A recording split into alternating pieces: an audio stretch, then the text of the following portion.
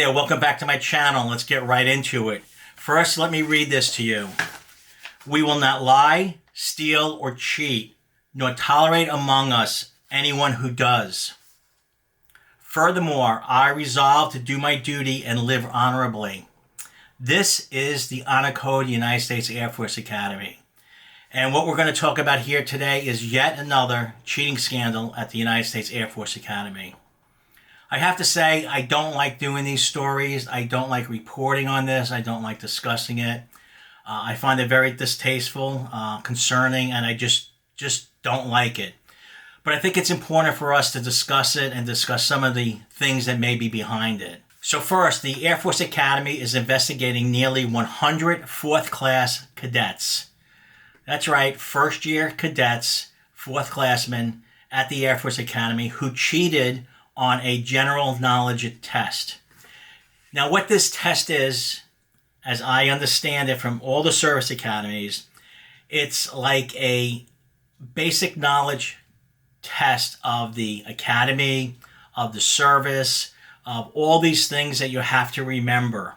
The purpose of it is to totally familiarize yourself with the academy, the academy's history, all the things about the academy, and all the things about the service. These tests are not make or break. If you don't do well on this test, you will not be dismissed. The purpose of the test is to get the class to work together and to get to a point where they all can be quote-unquote accepted or be made part of the regiment, the brigade, the air wing, whatever. So why were these guys cheating on this test? I have no idea. So at least you have a little background on what this test was about. So what the Air Force Academy has said is that they will go and do an investigation. They will do some rehabilitation, and there will be some punitive actions taken against these 100 cadets. I just don't understand that, but that's what they're going to do.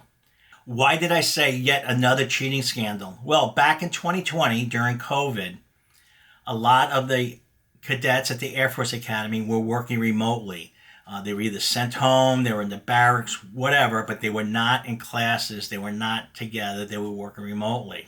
There were over 200 cadets that were investigated, and 22 were expelled. Now, what they were cheating on regular academic classes. They were using unauthorized websites. They were discussing among themselves. They were basically at home using the internet to cheat. Would the cadets have an opportunity to cheat while taking a test in class? Absolutely not. But when you're home and there's nobody watching, it's easy to cheat. Now, how they found out, I don't know. But I'll just go to the old saying, which applies to the most recent incident and the incident back in 20, that two people can keep a secret if one of them is dead. And I think that's basically what happened here. One person talks and everybody goes down with them. And rightly so. My opinion only, I have a few thoughts on this. My first thought is, how, as a fourth class cadet, can you be so brazen to think that you can cheat and get away with it? I don't know about the folks out there who have attended a service academy, but when I was a lowly fourth classman, these things never crossed my mind. I was probably terrified of my own shadow. Now, I know things change. People have different perspectives on stuff. But I just cannot believe that somebody would go to the effort to cheat, especially on a test like this that really has no consequence. The other thing that crosses my mind is a discussion that I had with my brother-in-law years ago. My brother-in-law's in law enforcement. And we were talking about somebody who had robbed a bank locally and they got caught. And I said to him, how stupid, how can this happen? And he says, this is not the first time that person has done it. They've done it before. What happens is they get brazen, they get comfortable, and it gets to be an easy thing to do. And they make a mistake, and that's how they get caught. If you rob a bank once or you cheat once, you probably will not be caught. Not that's right, but what happens is that when people start doing things multiple times and they are not caught, They just repeat the behavior again and again and again. So I think that this whole cheating scandal probably goes back all through their time at the academy, all the way back to the beginning of the year, last year of June, and probably is something in their moral fiber which goes back to high school. Now, one of the questions that I ask high school students who are applying to an academy is just this following scenario. You and your best friend are roommates at school. Your best friend is engaged to your sister. Your best friend cheated on an exam, and the reason that he or her cheated on the exam was they needed that grade in order to graduate. What do you do? And I get all kinds of answers. You can make up your own scenario for the answers or not. But the real purpose of it is to see how they process the severity of cheating and what they would do when somebody close to them and their sister could possibly have their lives destroyed by cheating. And that's the purpose of that question. So, why would anybody cheat on a test like that? Like this very simple general knowledge test.